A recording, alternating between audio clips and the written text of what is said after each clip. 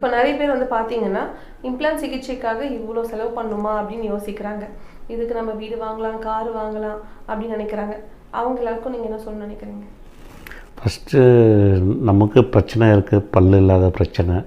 அது இருந்தால் தான் நம்ம கான்ஃபிடெண்ட்டாக எந்த ஒரு வேலையுமே நம்மளால் செய்ய முடியும். பல் இல்லைன்னா நம்மளால் ஒன்றுமே பண்ண முடியாது. இந்த காஸ்ட்டு வந்து எங்களுடைய இந்த பெஸ்ட் லேஸ்டோட கிளினிக்கோட தொழில்நுட்ப சாதனங்கள் வந்து ரொம்ப அட்வான்ஸ் இருக்குது.